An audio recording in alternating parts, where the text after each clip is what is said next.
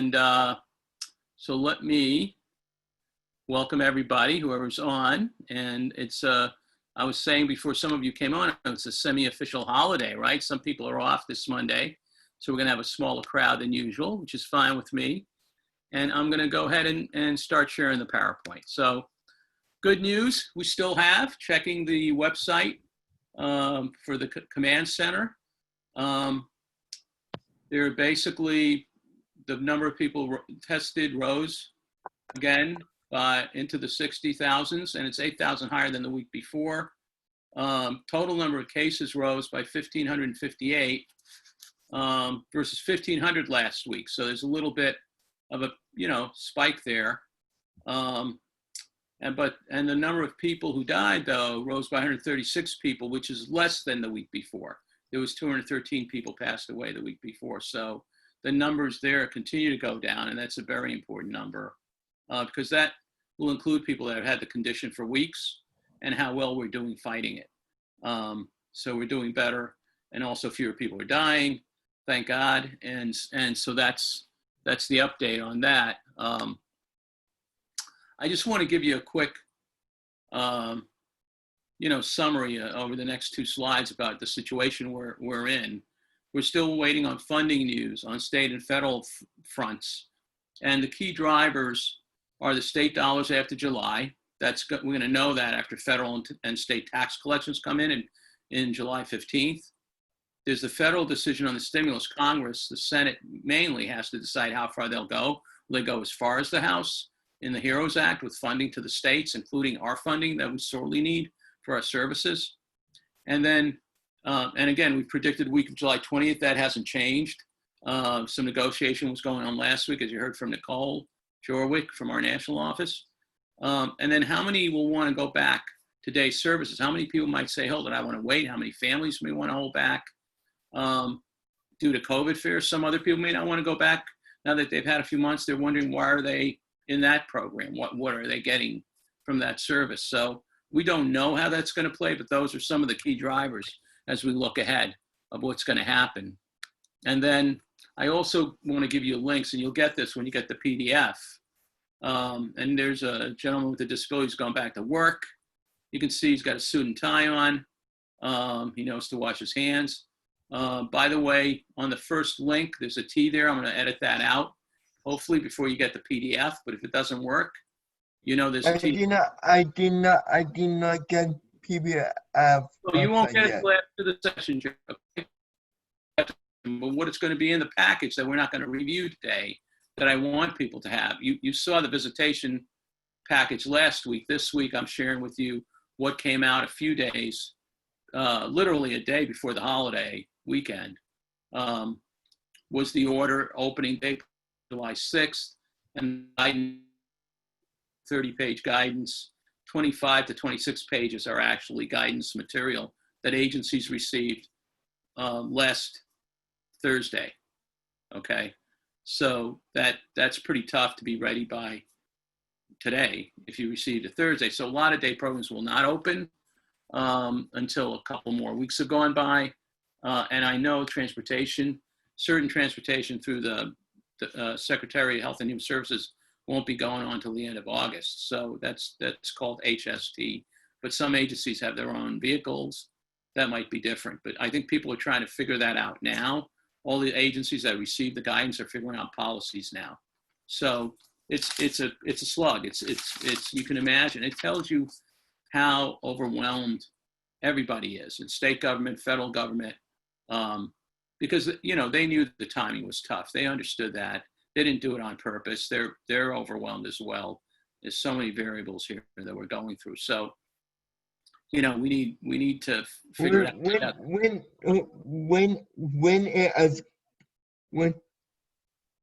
it has government open.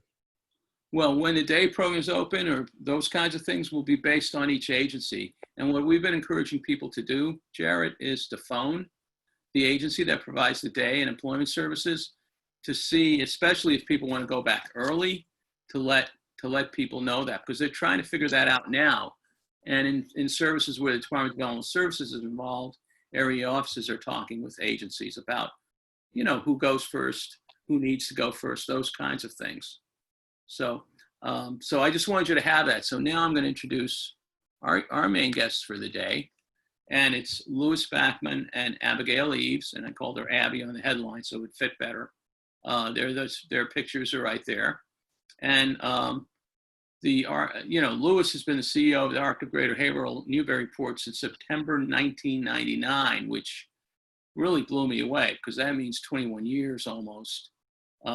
Wait, So, where's it? Jared, hold on, please. Hold on. I don't want to have to mute you. Just hold on until there's time to ask questions and stuff, okay? And then Abigail, or Abby, is the Chief Program Officer, and she's worked there since 2014, and so she's been there 6 years or almost 6 years, depending upon on which month she started there. And so she oversees, in terms of quality of the services and those kinds of issues. So together in clinical services. So the Arc of Greater Haverhill-Newburyport over the past decade is, and actually more than that, but I'm focusing on the past decade, has been offering personalized self or family-directed services to individuals. So that's been going on for a long time, and Louis would probably argue it's been going on for 2 decades, So I'm very pleased to have them with us to talk about it. And their discussion's going to focus on self-direction first. And I'm trying to make sure you're unmuted, and welcome you guys. Louis, Thank you. Abby? Hi, it's good to be here. Hi. Thank you. Great. And we see Louis with his hat. I like the hat. Yeah.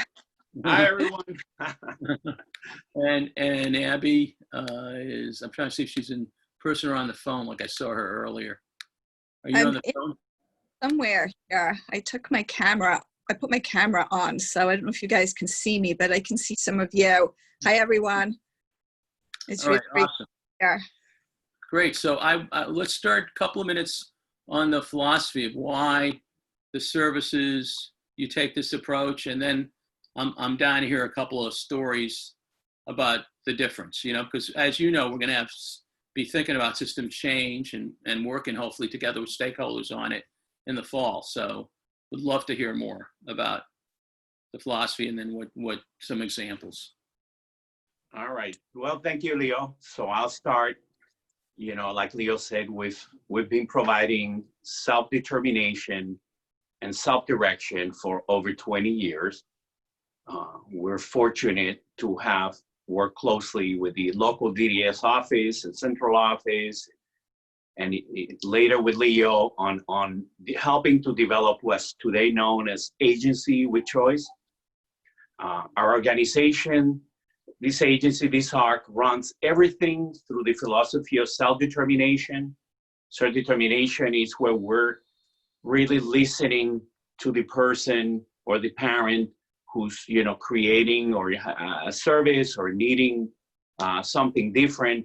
And self-direction is where we're not just listening to people and giving advice or negotiating with them, but the government is giving the financial controls to the person, to the individual or family. So we're helping you come up with decisions and then use those dollars according to what's allowed within the state of Massachusetts, whether it's supporting someone at home or during the day or related to work. So we've been very fortunate in helping to create that out of a pilot project over 20 years ago, and then working with the Arc of Massachusetts in promoting Agency with Choice, which has been now going on for 10 years. Is still new for DDS, for service coordinators, for a lot of agencies. So hopefully through this time, this pandemic time is calling more for that approach. I always tell people, to provide opportunities to individuals and families, we need, is not about being against any other approach or model. It's about figuring how do we provide greater opportunities to people. There's always throughout history a lot of passion and resources in the person themselves, in their family, in their community, which historically we were not tapping into. This self-directed model does allow for the person not only to have more control, but to think outside of the box more. Also, the other thing I just want to point out while we're talking about it, when we pushed for the legislation, the Real Lives Bill, you guys, very active in the implementation of the bill. And and that was back in 2014, 2015, 2016. And you mentioned the whole agency with choice, trying to make that. We might have time at the end, talk about some of the different options and some of the barriers that people experience because of the way the funding has worked for a agency with choice. But yeah, could you give us a couple of examples that get people, because of the kinds of things you've done there, that really. Yes, I'll let Abby see if she give an example. But before that, I wanted to mention that self-determination reminds me of freedom, meaning that in self-direction, that with freedom we have more choices. We get to control a lot of details. But also a lot of time we don't think of it. And for a foreigner coming to America, and it's a lot more work too. In self-determination, it's a model that's exciting, but you gotta be ready to jump in, both the individual, if there's a family, the staff, the agency, and it's that type of approach that you really, you gotta be willing to go the extra mile. And I compare it to freedom, that oftentimes, to have freedom, we'll go the longer way versus the way we're being forced because we don't care. We'll work harder or walk longer. We have our freedom. And I view the self-directed model similar. It's just letting people know it's unique, it's exciting, but it is a lot of work, especially at the beginning. It's different. And I'll let Abby share maybe a story or two. Sure. And I would just echo what you just said there, Louis, as well, about the freedom that comes with self-direction. When we think of self-direction as well as agency of choice or but it's more than just these specific programs. It really is more of a mindset and approach that we at this agency anyway bring all of our supports. It's really about understanding who the person is, who the family unit is. And if you think about it from a systems thinking perspective, self-direction really becomes such an amazing tool for helping to integrate all the different parts of the family and all the different parts of the person.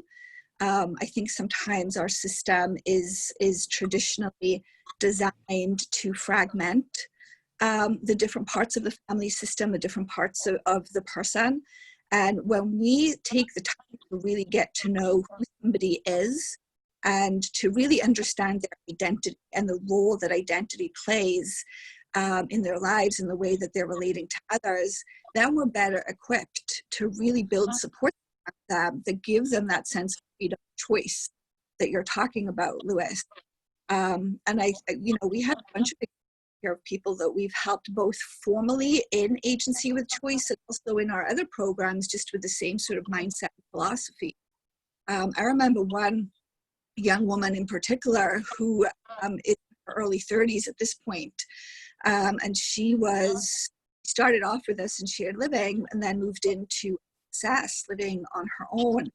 And it was really hard for people in her life that were tasked with finding employment for her.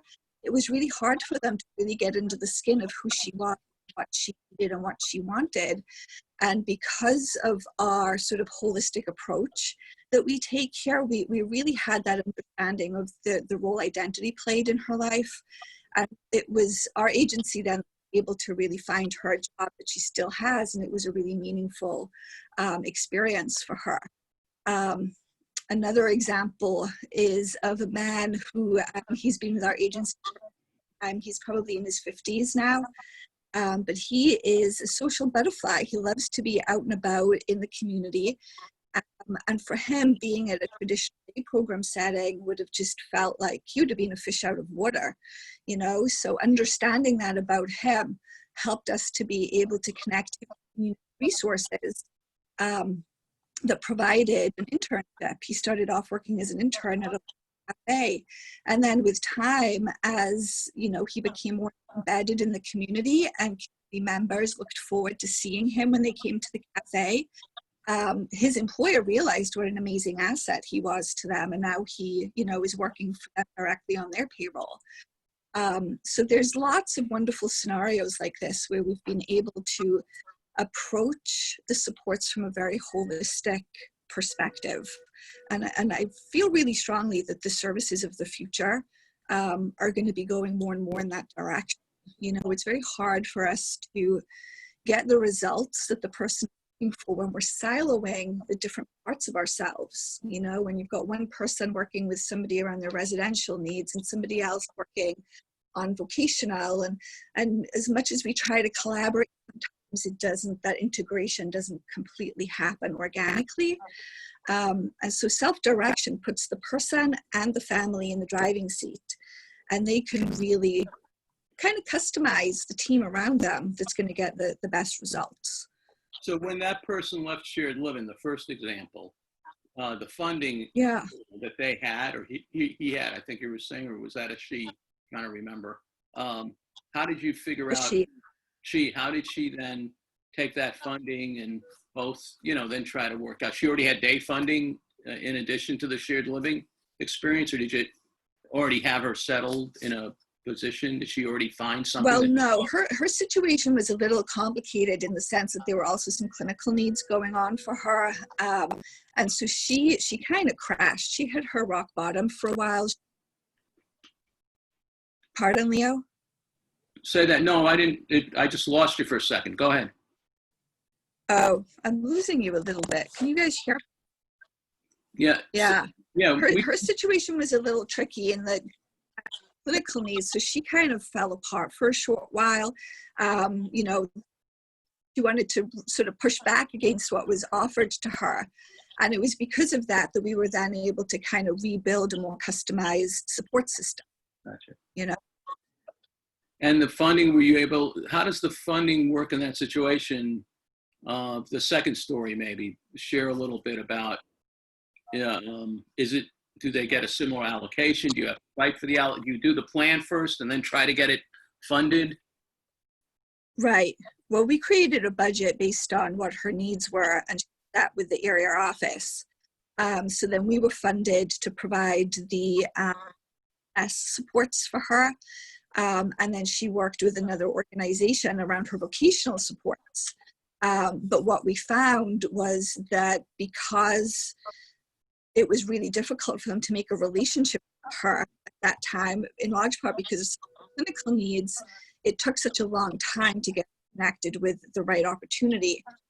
Because of our customized approach and the engagement that we had with her and understanding who she was and what her identity was, we were able to then kind of find her a job informally. Sort of, we didn't have the contract to do that, but we had that additional knowledge and understanding who she was. It allowed us to be successful with her.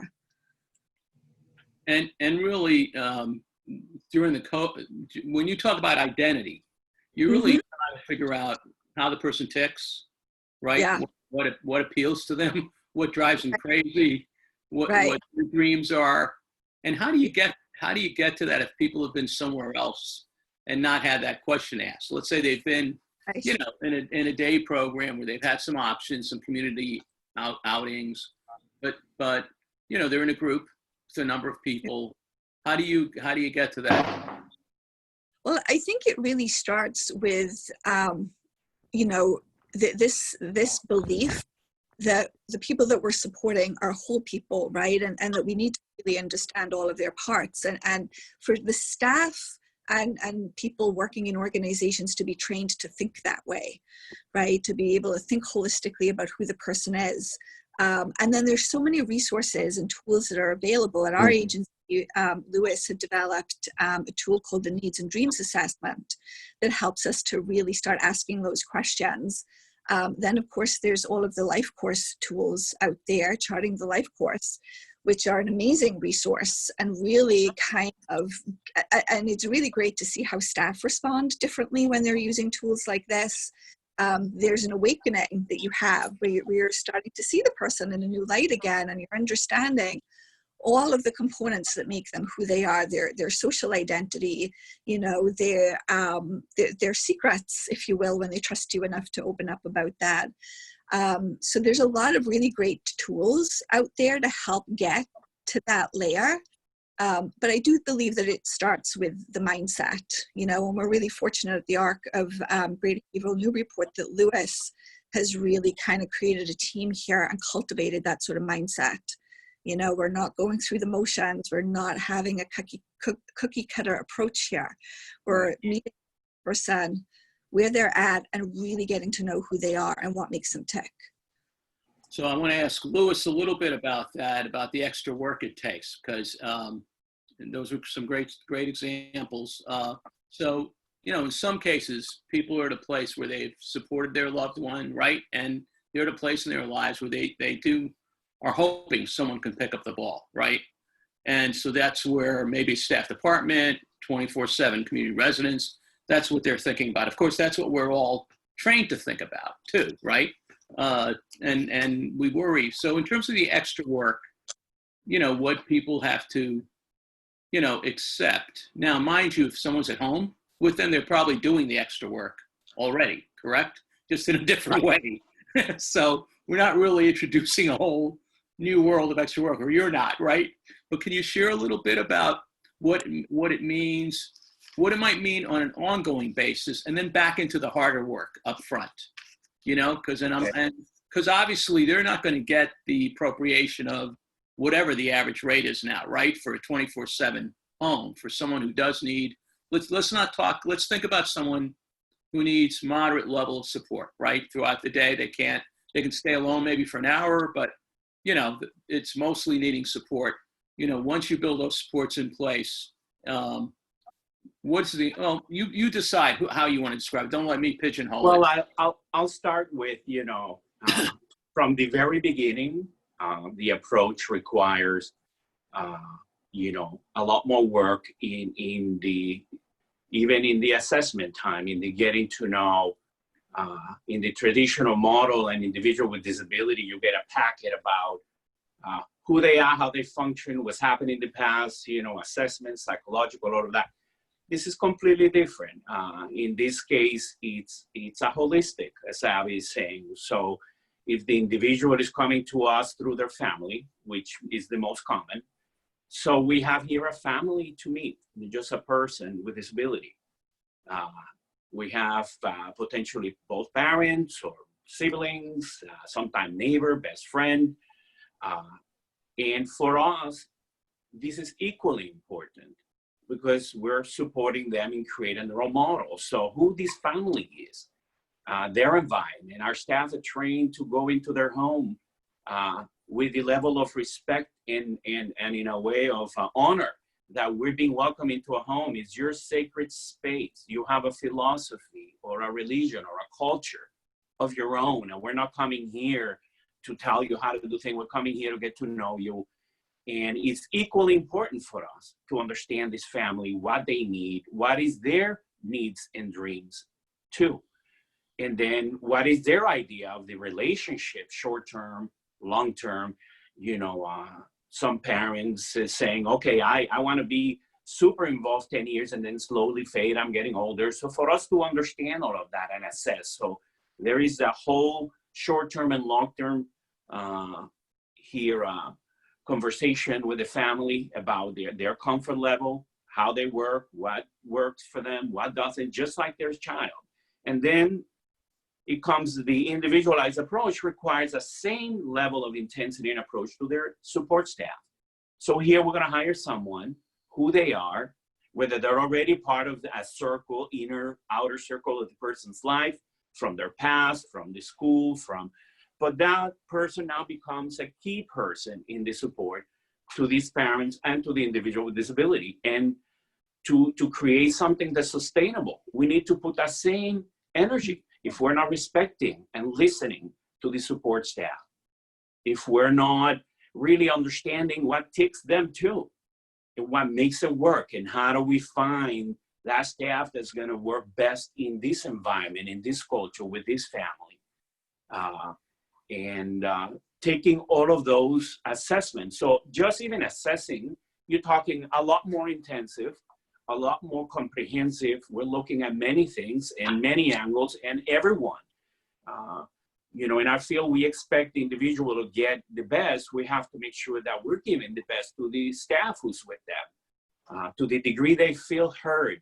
and seen, they will then model it. So we need to think of that. And for parents, they're experts of their children, their family member, but understanding sometimes they create models and we need to help them understand, well, that's not going to work. No one is going to want that. Those are your child's needs and your needs, but you need to come up with, let's say they need someone from 6 to 6:30 in the morning. Well, who's going to leave their house to go to that house from 6 to 6:30? So it has to be an attractive even hours for the staff to leave their home in the winter, go to that family or individual's home. So we need to make sure that we're, first hiring the right person. A lot of time we spend crazy time supervising the dysfunction we created. And that takes a lot of time and resources. And in this case, we're putting a lot more energy. And if the person is not the ideal, being upfront, saying, until we find that person, we have a staff here who's temporary. Let's be fair here and negotiate short term until we find the staff for the long term. So still honor the person and the family and what they're looking for, Right. But negotiate through that process just to give you a flavor of the intensity of even that beginning. And yet it's an honor for us to be able to go into these person's lives and homes. And so you really, let's step back too. I want to remind people we had years ago, I can't believe I didn't bring this into the picture here early on, the Boulay settlement, waiting list settlement. And ironically, family partnerships, right? Mm-hmm. That would have been circa, geez, I'm trying to think did that happen even before the settlement? 1999 was the settlement, 2000, 2001. There was 75 family partnerships in the state. that was in 2005 that we were able to negotiate with DDS to allow it. 78 to 80, but 75 of them were in your region. I think almost all of them through the work you guys were doing. And the reason that happened was a lot of the families had crossed the threshold before we were even thinking, or you were thinking about the bigger picture here, right? Many families that were older had crossed the interdependency threshold, I call it, where they had hit a certain age. They were now in an interdependent situation, right, with their family member. There had been a waiting list. No one had served them, right? They were pretty much doing everything on their own. And so what made sense for those families was a partnership, which really reflects sort of, this is how it started, if I remember right, in the work you were doing. And you might have had some before then, but the funding was significant, right, at the time to be able to do it. It's easy to forget about that period. But really, in another situation, a person goes into a residential home 24/7, that local experience, unless they're very near their home, changes overnight. Mm-hmm. And they're now, I think you called it, Abby, the fragmentation, unintentional, right? It's not intentional. Of course, no, it's just yeah, go ahead. Of our system, that just to echo a little bit of what Lewis was saying about the sustainability, I think that, systems of the future that are going to be sustainable are ones that will be more flexible and have more flexible boundaries in that way. So when somebody goes to a group home, their life is sort of defined for them in that environment, and that part of their life becomes detached a little bit from their daytime needs or their family needs or their spiritual needs or their clinical needs, right? There's always different experts in the field that are coming to. I want to amplify your point. What Abby said, just to be clear, because some people may have a different experience, but for many people, that daytime, because Lewis will harp on this, is almost like a separate world, right? Separate staff, separate understanding. The evening residential piece is separate world, even in the same agency. That can happen, right? Right. And then I remember Debbie, I won't say Deborah's last name, I've known her for 30 years. She talked about how the day staff came to the house because there was COVID, right? And said, oh my goodness, I didn't see this side of your daughter in the day program. And that was a fringe benefit, right, of COVID. No one wanted COVID. But we have that happening every day, don't we? In many cases, not all, where people are different people which we're sometimes different people, right? But it's different when you're trying to support them and achieve their goals and their support staff. The other problem you solve is the workforce problem, right? Because you're probably paying people a little more. You're taking more time to identify people and enroll for them. Again, not that agencies don't work hard to do that. They do. They have all kinds of training materials. Many people use Relias and other tools, University of Minnesota. They've been active with us on the workforce issue. But in this model, you have a different twist, don't you, on the workforce in a few ways that address that problem, right? Right. We really look at everybody that's in that person's organic network as well. We're not just sort of sitting here with a pool of staff and then assigning, whichever staff we think is going to be a good fit. The person that we're working with is actively involved in that, and sometimes they're bringing their own resources to us, saying, I really like this particular neighbor. I feel really safe. Understand me. Bring them onto the payroll.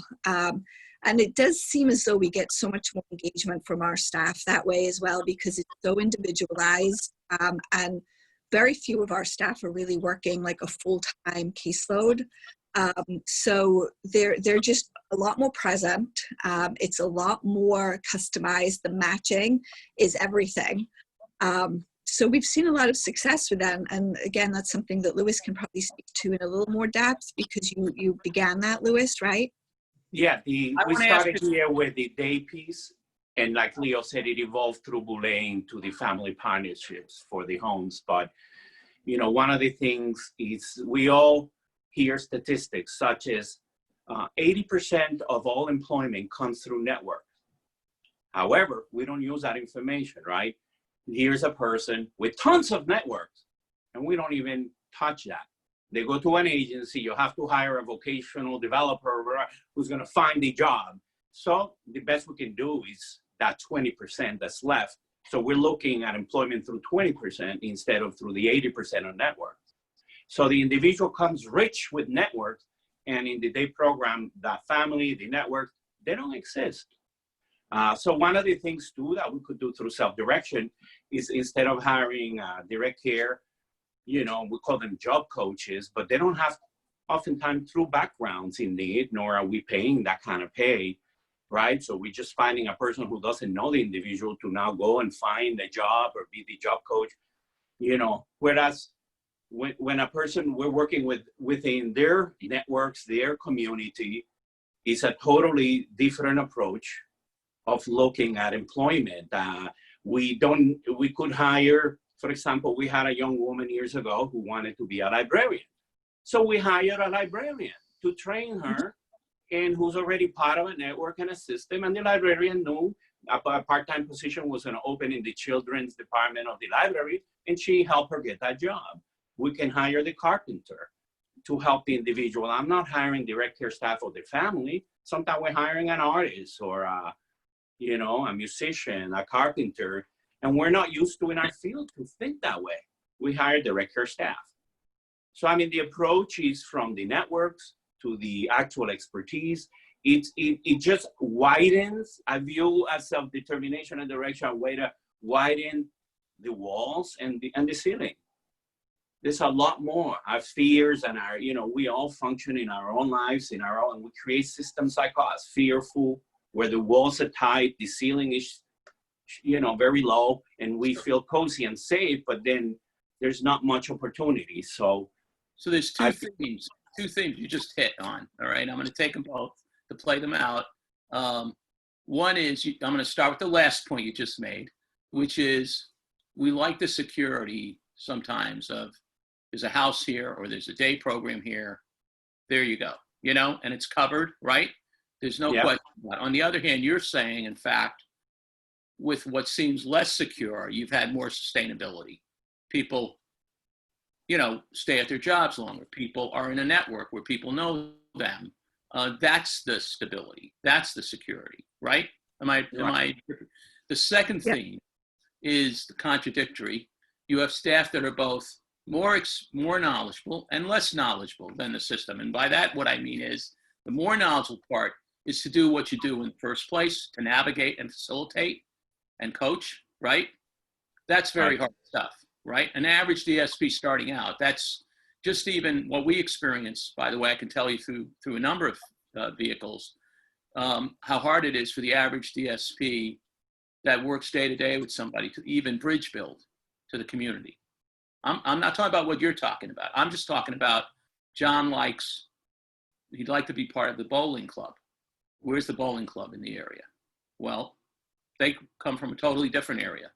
And they're maybe not even comfortable with using Google to find the bowling clubs, right? Someone else has to help them do that. You have a situation where you're going beyond that.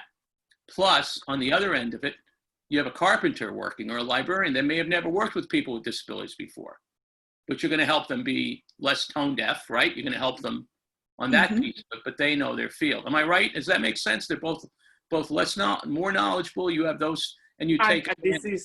Yeah, you're right. And we're breaking through major barriers of the idea of people with disabilities are in our community. I'll never forget the day that we had, trying to remember his name, Michael Costello in Newburyport, a legislator, willing to take John Anton, who wanted to be a legislative aide as a trainee. But his staff was not comfortable because John had Down syndrome and he wasn't trained. And it wasn't until I couldn't understand why all the delays. Finally, I had to go myself to ask those questions because they're difficult. You know, it's okay if you're uncomfortable. Is there any issue here that you may actually be? And then he admitted it. He goes, yeah, I've never worked with a kid with Down syndrome. I don't have any degrees. And I challenge him to approach him just like he would any intern. That's a misunderstanding. They're not that different people. We're all different anyway. And just working through that comfort, immediately John started training, and eventually, you know, he led him into being a paid legislative advocate at the State House, and he's worked for several legislators. But that was a huge, obstacle. There's been people after John too, that have now right. Building. So sometimes is their lack of knowledge, and sometimes is their idea that they need a special knowledge. No, you don't. You know, I don't have any special knowledge or skills to do this work. No, I tried and I learned that we can all do it. We got people with disability in all our families. This is not as strange as people think. So what you both have described, I just want to emphasize too, it happens. These kinds of things do happen. Other people, sometimes parents take the lead. Sometimes people with disabilities take the lead. Sometimes a staff person really likes somebody, takes the lead at an agency. But this is something you do out of planning. This is something you do out of from the jump start. There's a word for it. It's a planful. It is built into your organization. This approach.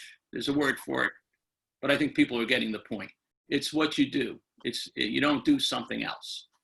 This is the core of what you do. And it's the philosophy that we're here to support one person, one family at a time, and we're here to partner with them. Yeah. So philosophically, our approach, we're not here against day program group homes, against any other. It's not for everybody. We don't claim that our approach and what we're doing can help everybody. Of course not. There are many people who need intense services that we don't support. And it's available to those who are willing, able to. And I right away, let them know it's going to be a lot of work, but it's exciting. And it may or may not work. I view our work as a transition work too. It's not that some people will come here and stay here a long time. Some will come and go and find something else. It's fine. We all navigate life like that. Life is to me, never-ending transition, right? Right.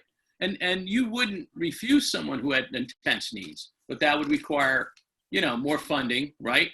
Right.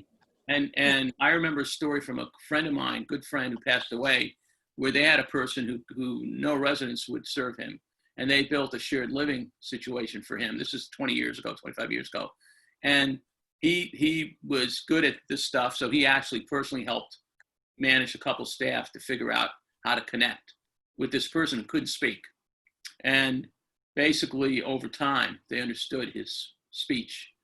In other words, not language speech, but what he was trying to tell everybody non-verbally. And it was a similar process, but it was the exception to the rule, and fewer people to train. You've brought that up with me, the fewer people you train, the better it is, because then there's no confusion. you know, about what the person wants. You don't want to have 10 people in someone's life. That's more people to train. But if you have to have 10 people, then you have to. But anything else you want to add before we should probably ask people if they have some questions for you. But do you want to add anything else? I'm on purpose because it was pretty interesting. I kept it going. Anything else you want to add before I throw it open to questions? And I do want to tell Michelle or Nichelle Delgado that, you know, make sure your provider and your area office know you want to get back to your day program ASAP. All right. I see the chat you had sent early in the session. So I just want to comment on that. Louis, Abby, anything you want to add before we ask anybody if they want to ask any questions? No, I'm good. How about you, Louis? Yeah, me too. I rather listen to the question because again, this work is very individualized, very unique. So, you know, since there's people who may have specific question, I'd rather go right into it. Anybody have a question? Anybody doing a similar thing on their own or with another agency that they want to share? We've got some great people on the call today. I recognize a lot of people. Hi, this is Evelyn. Can you hear me? Yes, Evelyn, go ahead, please. I wanted you or somebody to comment if we are interested in exploring this idea further, but are not in your Haverhill area. Where might we look for support as we go forward on this? So what do you think, the regional self-direction people, Abby and Louis, would that's best place to start? I would say that would be an excellent place to start. Bev McGovern is our contact here in our region in the Northeast, but she's a great resource, very approachable, and she would be able to connect you with other agencies that approach for sure. Yeah. And there's one in each region, right? It's each, you know? Yeah. And also another option, which is somewhat self-serving for me to say this, but the support brokers out of the ARC central office with Carrie does cover much of the state, and can get you started on the right philosophy. Right. You gave me a softball, Evelyn. I didn't even, you know, take a soft swing at it. Go ahead. Sorry, Abby. Go ahead. No, I was just confirming that that's a really great resource too, for sure. The support brokers are a great starting place. Yes. See how bad my mind works? I didn't even connect the dots. That's all right. No. We built that for, I don't know how many years ago, just as, you know, it's a project that's self-funded. People pay a fee and they get the brokerage support and activity. So yeah, so we should add that to the, to either the chat. Another challenge at this time, and I don't even know how to articulate it, is that at this time of the COVID-19, I'm quite frightened that all the individualized work will be taken away from us and we must fight not to make sure it's not, that the philosophy of individualizing that you were so articulate about was able to really listen that way. And I would hope that instead of, you know, I've seen people as we go out into the community, can they really go out alone as they did 3 months ago? Or do they have to go as a crowd together? Just one little example that I observed at one time. So. Well, you know, it's interesting you just said that because during COVID, I know if people were in more independent situations, there was probably family visiting that happened, right? Yes, that didn't happen in other situations. Right, right, absolutely. The hardest part of COVID was not seeing my son. Right, so, but I can tell you some stories of a couple of people that are friends of mine who got to see them throughout the whole period because they were in more person-directed, in this case, right. That's right. And we got that because we were not under certain bureaucratic. This is Ann Fact. Yes, Ann. I'd like to know one from from Lewis. It sounds like you're doing a great job. I'd like to know what you're doing to make the services individualized towards the person, not the family, so that the family doesn't take over. Well, And then I wanted to, go ahead, Louis. Let's end with that question from Ann. Go ahead. Well, I think of two different situations, you know, the individual who's living at home.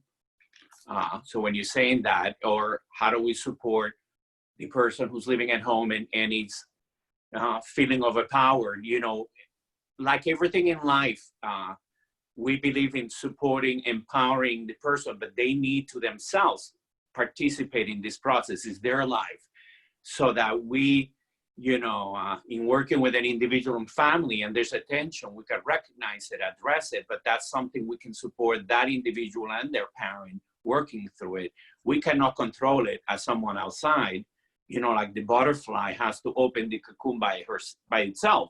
And we can cheer the butterfly, but we cannot rip and open the cocoon because then we hurt the butterfly, just maybe like the parent. Or so it's a big issue, you know. It's especially for, I think, those who are living at home. For those who live already on their own and they're in self-direction, obviously it's a lot easier because it's up to that person who's living, whether they invite their family or not to that meeting. It's, you know, like everybody, we determine how close and far we want people, family, everything in our life. So those are things that each individual has to work through. You know, every adolescence is a process that we all went through in that dance. like a peer support person to build up their skills to live independently? Well, promoting those stories, I've learned that, you know, I can coach people and cheer you, but when I promote a story of a person with disability who maybe wasn't expected or thought they could live on their own and they did, and you share those stories, I've learned that those stories and mentorship are so much more powerful in helping people take greater leadership and you know, control of their own lives. Yeah, and I think Ann was asking how often do you use peer support? And I know in Northeast you guys have a bunch of folks supporting each other in this. You have a pretty strong self-advocacy group. Yeah, we have a large peer support contract. I'll let Abby just share maybe a couple of. And that'll be the last thing. Abby, you're going to get to say the final words. Go ahead. Abby, let's unmute you. I unmuted you, unless you and I did at the same time. Okay. Go ahead, Abby. Yeah, we have a really good peer support network here that Barbara Pandolfi helps to organize. And she does a great job with pulling together a really diverse group of people with disabilities in our area. You know, they're people of different ages, different backgrounds, different experiences of being a person with a disability within the current system. And so it's really amazing to be in the room with these guys, listening to their conversations and listening to kind of the awakening that people have just from hearing about stories that their peers have gone through, you know, and it really does help to empower people to know that it's okay to have their own voice, to push back sometimes on the system, to, you know, kind of navigate that fine line of I really love my parents and I really love the support that they give me, but also it can be a little smothering sometimes and I want to have my own voice and I want to kind of make my own choices. And I think that what comes out of that is not just empowering the individual, but it also kind of reminds us that there's so much work to be done in educating families sometimes around it's okay to let fears go a little bit here. It's okay to take some chances, some risks with the person in your family, help build them up, you know? Well, I want to thank you guys. Really appreciate it. We're on overtime and people, we only lost a couple of people. We had 42 people on, including us, and we were down to 39. So that's pretty damn good for going overtime. I want to thank you. I think it's very engaging. I hope you guys enjoyed the experience, and we'll see you all that are on the program on the other side next week. And of course, Tuesday, there's something going on. And then Thursdays, I think Carrie has something Tuesday, and I can't tell you what. I apologize. I know there's somebody on, and Thursdays, Maura is going to have a pretty good session as well. So, and at the end, toward the end of the month, we're going to have Russell Johnston, the assistant commissioner, and I think he's the senior associate commissioner, is his formal title at DESE. So that'll be cool. And today we have a phone call with him at 4 to talk over some new guidance. So, want to wish everybody, Louis, Abby, you guys were awesome.